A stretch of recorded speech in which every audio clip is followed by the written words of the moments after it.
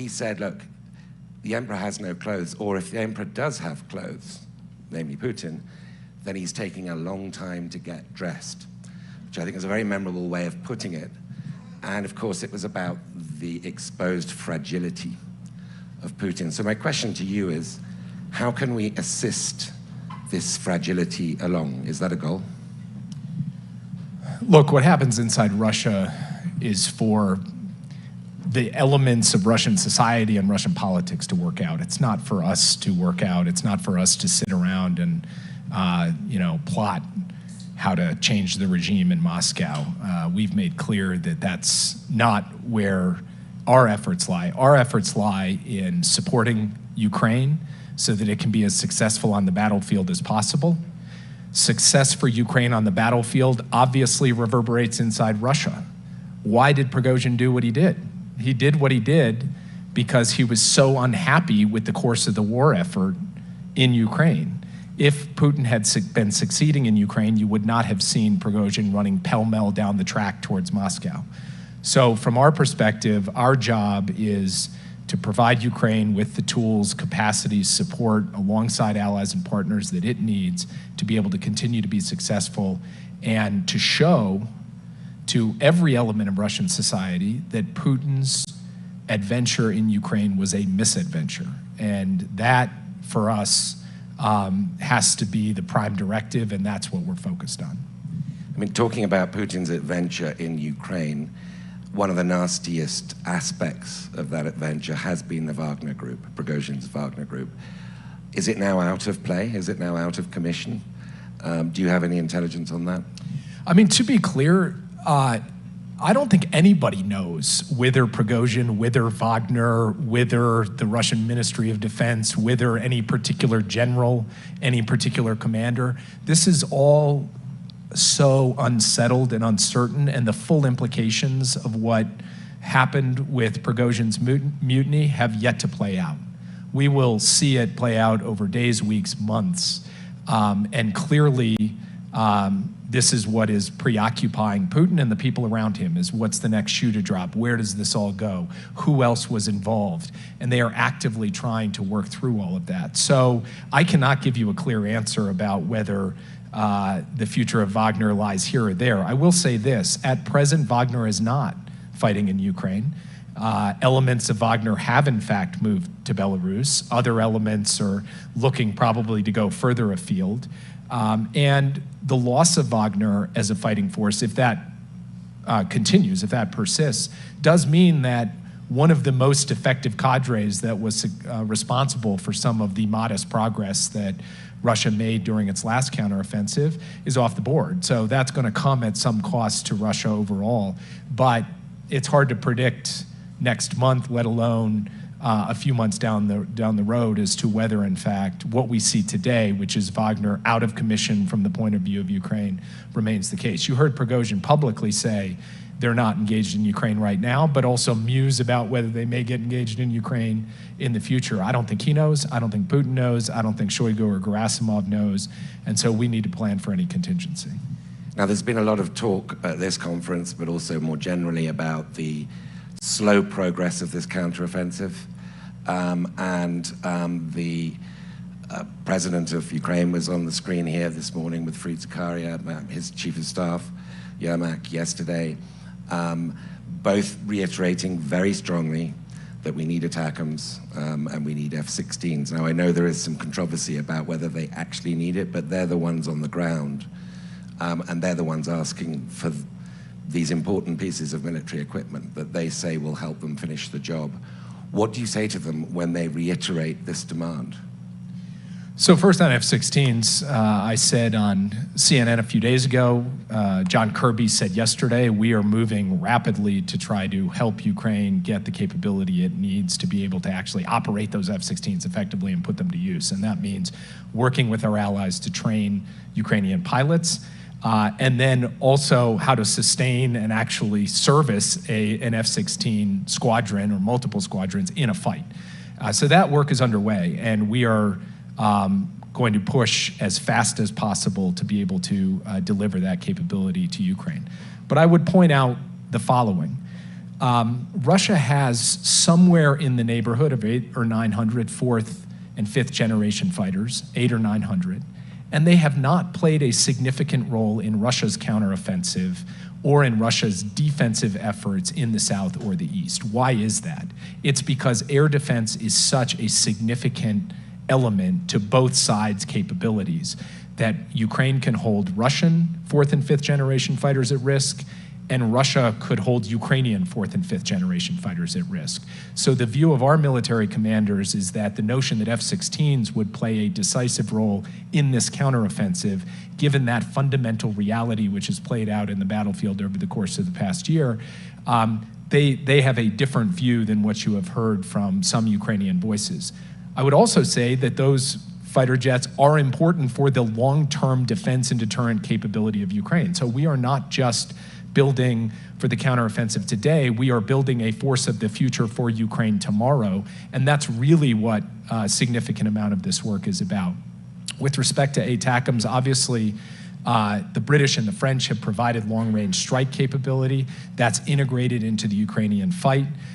It's good to see that they have an additional capability that they are using in the context of this counteroffensive and have over the course of many weeks and months to go with all of the things the United States has provided, which is, by the way, more than the rest of the world combined. Whether or not we ultimately give ATACMS will be a decision for the president. He has spoken with President Zelensky about it. They continue to have that conversation. And I hate to disappoint you, but I don't have any announcements to make today. Okay, but let me just press you a little bit more on that. I mean, it is fair to say, if you go with the Ukrainian narrative, that we were more cautious earlier in the war about what we gave them, tanks, HIMARS, etc. And then whoever was drawing that red line for Putin, is clearly running out of red ink because the red line keeps retreating. And ATACMS, it's perfectly reasonable for them to push for something, seeing as how you've pushed the red line, or your perception of where Putin's red line is, back gradually. Isn't that a fair perception of, and isn't the Prigozhin attempted mutiny and Putin's failure to be what Bill Burns memorably calls, so far, the apostle of payback, doesn't that cause us to further reappraise where Putin's red lines are? Look, we have to be a learning organism. We have to watch. We do something, Russia responds or doesn't respond. We do something more, Russia responds or doesn't respond. That is sensible statecraft. And so yes, of course, over the course of the past 16 months, we have not just remained static. We have been dynamic as this war has been dynamic. And actually, if you think about the course of this conflict so far, what we have tried to do is provide Ukraine with the capabilities it needs for the given phase of the war. In the early phase of the war, the defense of Kyiv, it was really about anti-tank and anti-air, the Stingers and Javelins, because that's what stopped the advance in its tracks. In the second phase of the war, it was really about artillery capacity to be able to halt the Russian advance in the Donbass. In this phase of the war, it's a counteroffensive. You need mobility, you need infantry fighting vehicles, you need tanks, you need combined arms operations, mine clearing equipment, breaching equipment, and so we have given that to the Ukrainians in droves. So, from our perspective, we have not just looked at the question of what capability to provide to Ukraine through the lens of what will Russia do. We've looked at what is necessary for a given part of the conflict. How do you train and equip the Ukrainians to be able to execute that given phase of the conflict as effectively as possible? And then finally, I would just make the point that there is kind of two caricatures that I think are just wrong. One caricature is that the Biden administration is sitting around unwilling to provide things because we're worried about the Russians. I think that is belied by the sheer magnitude, breadth, and sophistication of the capabilities that we have provided Russia. We have been prepared to take risk, and we will continue to be prepared to take risk to provide support to Ukraine. On the other hand, there's a caricature that says, don't worry at all. Don't even ask the question about what Russia might do, because that just betokens weakness, and why would you even consider that? Well, it is responsible for every member of NATO and for the United States to think about the Russian reaction when we choose to do something, because that matters for our security, it matters for global stability. So don't be paralyzed by it. consider it, and then make decisions accordingly. That is the clear and systematic way that we have approached the question of a security assistance to Ukraine at every point in this conflict. That will continue to be what guides the President of the United States. And we are proud of the type, quantity, and capacity of the materiel, the intelligence, and the other forms of support we have provided to Ukraine. And we will continue to give them what they need, because the ultimate asset in this war, above all others, is the courage and bravery of the Ukrainian fighters on the front lines and the people who are standing up every day there. And we want to make sure that they have what they need to succeed in this conflict. And that, having what they need, recently has included cluster bombs. Could you explain, in your understanding, what the military value to them will be of cluster bombs? What are they going to use them for? Well, I would divide the question of military value of cluster bombs into two categories. One is, what do cluster bombs do that unitary rounds of 155 ammunition don't? And the second is, what do cluster bombs do as opposed to having nothing? And the reason I raised the second point is because we have to date provided an overwhelming amount of 155 ammunition to Ukraine, collectively from around the world, from US stocks, allied stocks, partner stocks, more than 1.5 million rounds of 155 ammunition. The total amount in our stockpiles has come down. The monthly production of 155 is not today sufficient to meet Ukraine's needs for offense and defense in Ukraine. We recognized that several months ago and began the process of ramping up 155 production quite dramatically so that we could reach a point where monthly production would meet all the needs necessary for Ukraine, for us, and for everybody, for all of our allies and partners. But that takes time. You'd be surprised by how much time.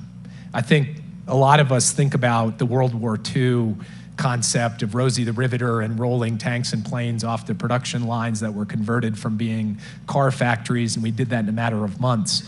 The sheer sophistication of these rounds, the supply chains, the workforce, the contracts, the time it takes to get from X thousand rounds today to triple X thousand rounds is not a matter of weeks, it's a matter of months. So we have a gap. And we need to fill that gap so that Ukraine is not defenseless, because we are not going to leave them defenseless. So that is why the president decided that to bridge that gap, we would provide cluster munitions, because the alternative to providing cluster munitions was them not having enough bullets. So the single biggest military value is that it sustains their artillery capacity in a war that is fundamentally an artillery fight. But in addition to that, of course, cluster munitions do provide a better capacity to defend an onslaught from the Russians. And by the way, we are not just focused on a counteroffensive, we are focused on ensuring the Russians cannot attack and overrun Ukrainian positions along the front line of trace. And of course, it creates more opportunities in a counteroffensive to spread the fire more broadly. And so for that set of reasons, the president ultimately determined, and it was not an easy decision for him, but made the decision that this was something we were going to provide Ukraine, and we have delivered them. They are now using them. Okay, I mean, one of the explanations for why the Ukrainian counteroffensive hasn't, and I'm going to get onto China and other issues in a moment. I just want to press one more question on this. One of the explanations is that they haven't put a majority of their combat brigades into action yet, and they might lack ammunition. So I presume this is part of that calculation. It gives them more ammunition to blast through those very thick minefields and fortifications that Russia has laid over the last winter. Is it your understanding that the real counteroffensive is yet to come? Boy, I cannot say yes to that question, because the real counteroffensive began the day the first Ukrainian hit the line and put their life on the line, and there have already been significant amounts of casualties and deaths of Ukrainian fighters in this counteroffensive. So it is well underway, and it is hard going. And we said it would be hard going because there are these layered defenses and minefields and other obstacles for the Ukrainians to work through. But it is also the case that Ukraine has a substantial amount of combat power that it has not yet committed to the fight. And it is trying to choose its moment to commit that combat power to the fight when it will have the maximum impact on the battlefield. And we are in close consultation with the Ukrainians on the conditions for that, but ultimately that's a decision they will make. And it is at that moment when they make that commitment that we will really see what the likely results of this counteroffensive will be. Now, all wars come to an end, and it's responsible to think of them. Track 2 is one way of doing it. Richard Haas has recently been doing that with a group of people, and Lavrov. I don't know whether that is significant from your point of view. I guess my real question is it possible to achieve a credible peace, and one that we believe is lasting and would recommend the Ukrainians accept, whilst Putin is president of Russia? Well, it's hard to say right now what the conditions would be for a credible peace that would be acceptable to the Russians, because from our perspective, a credible peace requires that the basic principles of the UN Charter be honored. What does the United Nations Charter, which all of us signed up to, including the Russians, say? It says that sovereignty and territorial integrity are sacrosanct. It says you cannot take your neighbor's territory by force and conquest. And from our perspective, that has to be a fundamental principle of a peace between Russia and Ukraine. Can Putin ever accept that at the bargaining table? I cannot answer that question. He's clearly not prepared to accept that proposition today. But from the U.S. perspective, we are going to continue to stand behind that basic principle alongside our allies and partners and alongside Ukraine. And then ultimately, Ukraine will make a decision about when and if it chooses to negotiate, in what conditions, for what outcome, and we will support them in that. In the meantime, it's about putting them in the best possible position on the battlefield so that they are in the best possible position at the bargaining table when they choose to go there. They are, as you say, in an existential fight, which is not what we're all in. We're in a larger battle, a larger principled support of their fight, but they are seeing the whites of Russian eyeballs. So understandably, they do things we might not want them to do. One of which everybody seems to know, but the administration hasn't yet conceded, is Nord Stream 2. Isn't it time, for very understandable reasons, it seems Ukrainians did sabotage that. Isn't it time to concede that that's what happened, for very understandable reasons? Well, as you know, there is an ongoing investigation in multiple countries in Europe. And the last thing that I'm going to do to our allies in Europe is front-run an investigation that they are conducting. We'll let that play out. We'll let them lay out the results of that investigation. And I'm not going to prejudge what that's going to be. Okay, I had to ask. Let's move on to China. It's been a pretty rocky, topsy-turvy year. And the Chinese spy balloon, etc. I guess the sort of carryover from Pelosi's visit to Taiwan last year, all wiping out whatever progress President Biden and President Xi made in Bali. That period of the most acute tension seemed to have come to an end when you met with Wang Yi, senior Chinese foreign official, in Vienna in early May for I don't know how many hours of conversations, 12 hours over a 2 or 3 day period, a lot of conversations. What is it about you talking to Wang Yi, because this isn't the first time, that tends to lower the tensions? What passes between you that seems to elude other actors? Well, first, yeah, it was about 12 hours or 46 hours or a lot of hours. I mean, it was a lot of hours. First, I do think that there is some value in a channel that is relatively low-key, where there's not press. We didn't even do a camera spray, let alone have a larger press conference associated with it. So it allows for a frank and candid interchange of ideas where we don't then have to go out and intermediate what we said to one another through the media or score points or do things like that. So I think that matters. That's point one. Point two, I think there was a gap in that period between perception and reality on both sides about what our intentions were towards one another and towards the relationship. And so actually being able to sit down and say, this is what we're about, and this is not what we're about, in a way had a brush clearing kind of quality to it that then paved the way for Secretary Blinken to be able to go and sit directly with President Xi and other senior Chinese leaders, for Secretary Yellen to go to engage on the economic file, and of course, most recently, Secretary Kerry. Don't forget Henry Kissinger. And of course, former Secretary Kissinger, though he was representing himself and not the U.S. government.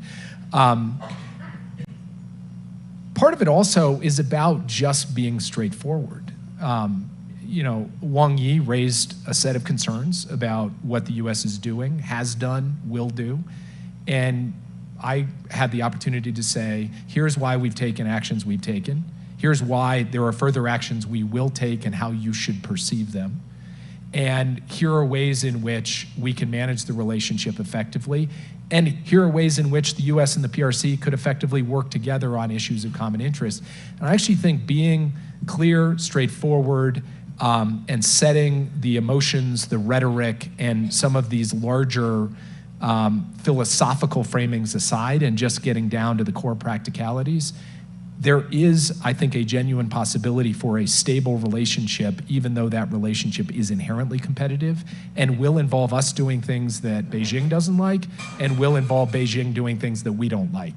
But diplomacy is all about being able to manage that set of structural factors, and that is what we are engaged in right now. Competition paired with diplomacy to produce an outcome where that competition does not veer into conflict. And so one of the ways of stabilizing, and I know you've worked on this a lot and spoken about it a lot, but one of the ways of stabilizing what is an inherently terrifying prospect of US-China relations going wrong is having the Cold War-style guardrails that were put in place after the Cuba Missile crisis. We've got Secretary Rice here, who, when she was in your job in 2001, early into the Bush 43 administration, had that moment of tension where US pilots were forced down and essentially held hostage by the Chinese for several days. Even then, in a pre-9/11 era, that was a moment of great tension. Today, it seems to be a far higher likelihood, given the traffic across the Strait and the South China Sea, and the freedom of navigation patrols, etc., a far higher likelihood of that happening, and yet we still don't have any guardrails. What will it take to persuade the Chinese? I mean, when you talk to Wang Yi, what does he say when you say we need guardrails, and does he just say no? Well, I think one thing that the PRC likes to point out is to say, the equivalent of, this is not literally what he said, because I don't want to read out his conversation, so just to be careful that I'm not violating what we do inside the room. This is just kind of my characterization of the overall Chinese attitude on this, which seems to be something along the lines of the following. If you wear a seatbelt in a car, you're going to be incented to drive faster and more crazy, and then you'll have a crash. So in a way, better not to have the seatbelt. And we regard that as, so that the concern about guardrails is guardrails means then you can act, the United States can act more, take on more risk because there's some safety net under the high wire you're walking along, or whatever other analogies I can mix while I'm up here. But you understand that's the basic logic of it. And what we have tried to explain is actually the seatbelt is a great analogy, because wearing seatbelts has dramatically lowered the costs and consequences of car accidents, and is an inherently good thing in international relations as it is on the highway down the street. Fundamentally, the United States stands prepared to engage at every level of military-to-military communication to avoid mistake, miscalculation, escalation, and frankly, the PRC does not. And you heard from Admiral Aquilino at this conference yesterday a real-world example of where he's tried to engage his PRC counterparts, PLA counterparts, and has been really unable to do so. And so from our perspective, this is about kind of basic responsibility. We're prepared to step up to our responsibility. We believe the PRC should do the same. The fact that they haven't, I think, is something that they need to answer for. I mean, to just put the Chinese case for a second, they're saying you've sanctioned their defense minister, Li Xiongfu, and that's their pretext. That's their reason for him not meeting Secretary Austin. Wouldn't it be pragmatic, given the larger interests and risks involved, just to say, okay, under our law, or under the Treasury Department's discretion, we sanctioned you. We're going to lift those sanctions because we don't want there to be any reason for you not to have military-to-military guardrails, hotlines, whatever it is that will reduce tension and increase transparency. Shouldn't you consider that? Couple of responses to that. First, at many other levels of the PLA military Ministry of Defense, you have officials on their side who are not sanctioned, who are also not talking to their counterparts. So it raises some questions about the extent to which this is the actual reason. Secondly, many of us in the US government are sanctioned by the Russian government. I'm sanctioned by the Russian government. My colleagues across the national security, the cabinet officials who sit on the National Security Council are all sanctioned by the Russian government. That would not stop us from talking to the Russians if we had to do so for global stability and security. And we think a similar proposition should apply with respect to the PLA or the Ministry of Defense. But they've chosen to take a different course. We regard the basic proposition of high-level communication between our military officials to be as close as there is to a no-brainer in geopolitics. And obviously, Beijing does not agree with that. But I think, again, that's something that Beijing needs to speak to because we stand ready to do our part. So I know that early in the Biden administration, he had a call, one of his calls with President Xi, and you gave the readout, I think, that they had agreed, that President Xi had agreed that in future talks we would cover strategic stability, which of course is code for nuclear weapons, the most key thing for information exchange between the US and China. That hasn't happened, right? How important is it that it does happen? Vital. If you look right now at what China is doing with respect to the buildup of its nuclear capabilities, as well as a series of quite exotic forms of weaponry that have themselves nuclear capabilities, the need for basic risk reduction, for an understanding of one another's doctrines, intentions, modes of operation is acute. And one thing that I pointed out to my Chinese counterparts over the last 2 years is at various points in the Ukraine crisis, when we've seen nuclear saber-rattling from the Russian side, is we have known how to deal with that because we have decades of muscle memory with the Russians in working on nuclear risk reduction, strategic arms control, basic signaling. We do not have that with China, and that is inherently destabilizing. That is something that we need to generate through intensive dialogue between the US and China. I gave a speech at the Arms Control Association not long ago and basically said the United States here too remains fundamentally available for this dialogue. We hope at some point that the Chinese side will choose to join us in that because, again, this comes down to the basic responsibilities of nuclear powers, and it is a responsibility that we see Beijing not stepping up to right now. I mean, one of the reasons I emphasize in terms of dialogue, you and Wang Yi, is because Secretary Blinken's counterpart, Qin Gong, who in fact when he was China's ambassador to the US sat here with me on this stage this time last year, has not been seen in public for 26 days. Some of the rumors, whether they're credible or not, I don't know, but some of the rumors are fairly sinister about what fate other than sickness might have befallen him. Do you expect to meet him again? We don't know. Literally, we genuinely no don't intelligence know. on this. We don't know. All we know is that Secretary Blinken was meant to meet the foreign minister at the recent ASEAN conference in Indonesia. He ended up meeting with Wang Yi instead because Wang Yi traveled in the foreign minister's stead, and we have no other information. Okay, so I'm going to leave a little bit of time for audience questions, but I want to get into the economic dimension of this relationship. You've given a very sort of landmark speech at Brookings a few weeks ago about the new Washington consensus. So I guess, I mean, this is an important speech. I guess, and it built on the speech you gave last year where you characterized the restrictions on China, on our technology exports and semiconductor making equipment, manufacturing equipment, as having a small yard, meaning it's not going to affect the broader trade spectrum, and a high fence.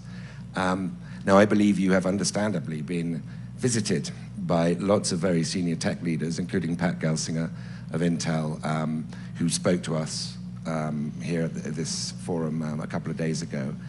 And his argument was, look, China's a third of our bottom line.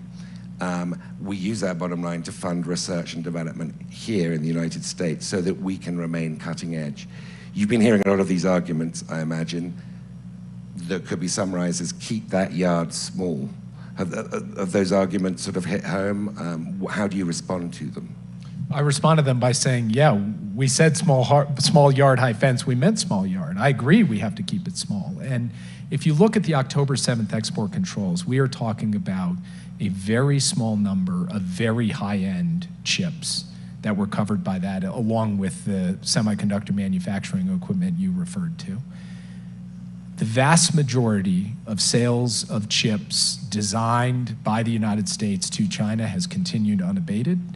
It continues to this day. It continues such that Pat Gelsinger could sit on the stage and say, I'm getting a lot of my revenue from China, because we have not controlled that.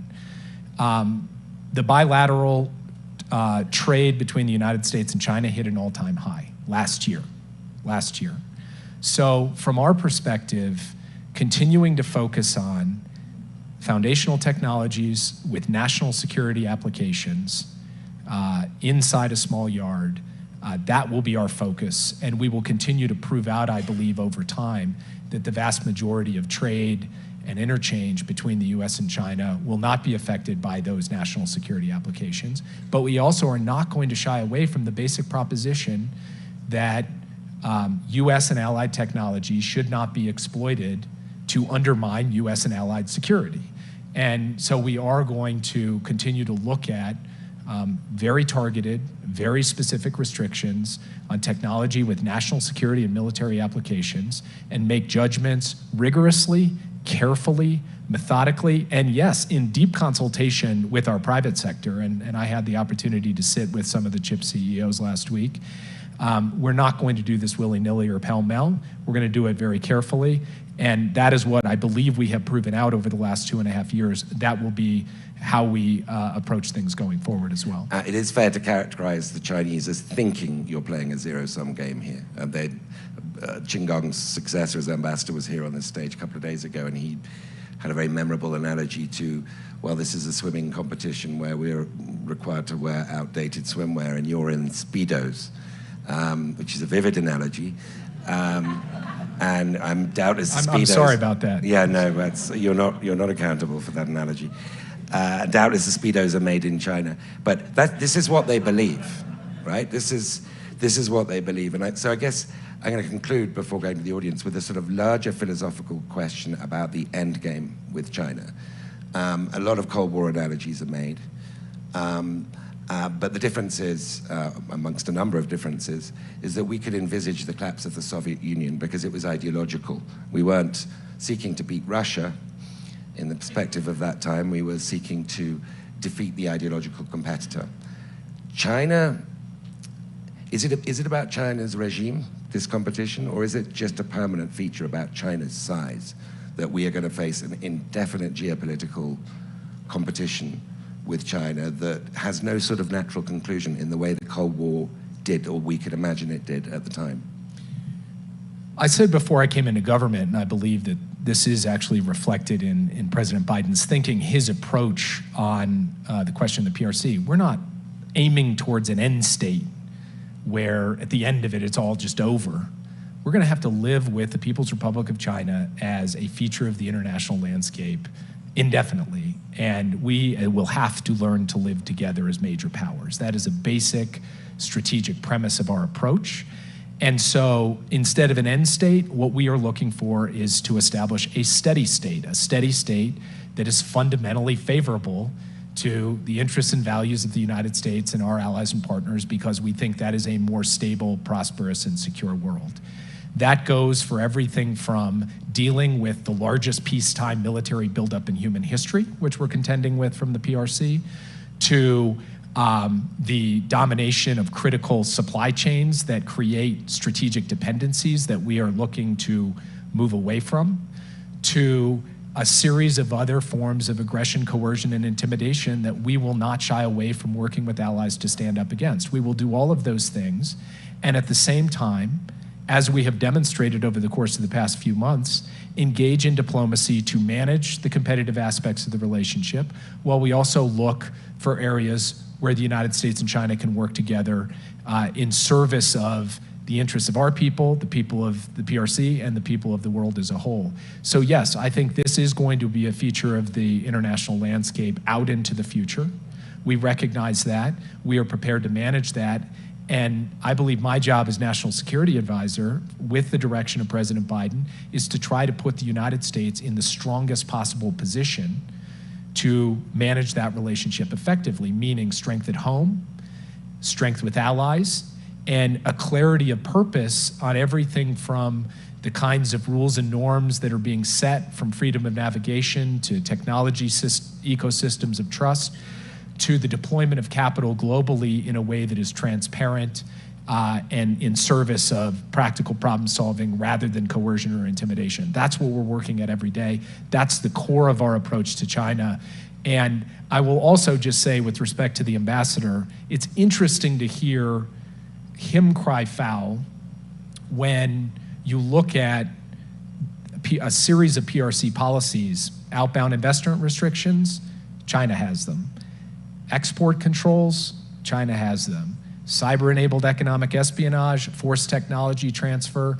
The notion of him sitting here to say, all of a sudden America came out of the blue with some notion of unfair competition, that is a challenging thing for me to look at and say is a reasonable assessment, net assessment of the circumstances in the relationship. But I'm not here to recriminate. I'm here to say we look at certain behaviors on the part of the PRC. We want to do something about them.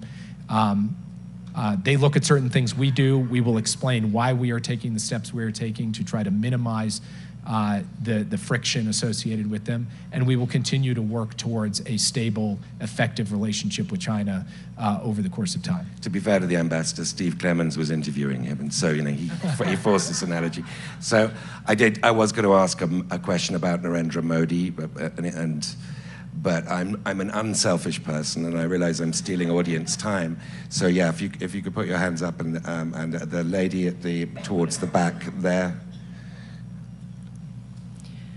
My name is Alexandra Matvichuk. I'm Ukrainian human rights lawyer. I'm very grateful to hear your statement that United States of America will continue to provide support to Ukraine, which we need to win. And that is why my question is about when United States of America will start to teach Ukrainian pilots how to use F-16. The problem is that we lost them. Ukrainian pilot Vladislav Savelyev last year was in United States of America. He explained that they use the planes with a very short distance for identification of other planes in the sky. And that is why Russian planes hit them with rockets much more quicker than they even able to identify them. Vladislav Savelyev was killed in June this year. He didn't wait, but we still have other pilots who are alive and who are waiting and who want to learn how to use F-16. So the question is, when it's happened, when United States of America will teach Ukrainian pilots? So first, thank you to you personally for your work on behalf of your country and on behalf of human rights, and for your courage and bravery. And at the G7 in Hiroshima, President Biden announced that the United States was going to work with allies and partners in NATO who also have F-16s to begin a process of training Ukrainian pilots. We have been working over the course of the past several weeks to put in place that training program. And there are a number of elements to that. There is the more straightforward pieces, like translating the necessary manuals into Ukrainian. There are the more complicated pieces, like creating the technical platforms to be able to conduct this training as rapidly as possible, because the typical training for F-16 pilots takes a very long time, and we are trying to accelerate it, but that requires technical adjustments. So we are currently in the process of working with our colleagues in the Netherlands, in Romania, in Denmark, in Norway, and other countries to establish the locations, to identify the pilots, and to begin the training. I cannot give you a precise date, but I can tell you this is a matter of weeks, it is not a matter of months, and that it's not because we're just waiting until August to start arbitrarily. It's because every day people are getting up at the Pentagon, going to work, reporting all the way up to the Secretary of Defense and to me on the progress of putting in place what is necessary to do a very complex task, which is the rapid training of pilots on F-16s so they can be transferred and put into the fight. That work is ongoing as we speak today, Friday, and it will continue until we can actually have the first Ukrainian in a cockpit of an F-16 at a base in Europe, which is currently being prepared actively, rapidly with our NATO allies. So clock shows 2 minutes left, right, Jake? That's right. Yeah. Yeah. The gentleman there, could you make it shorter than a tweet, this question?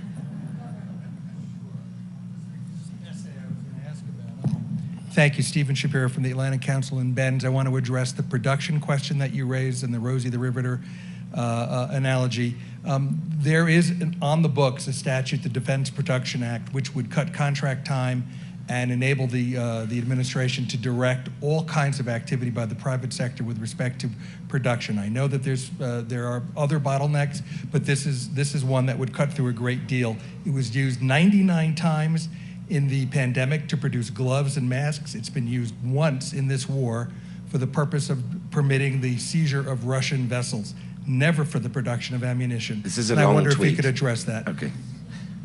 So Thank you.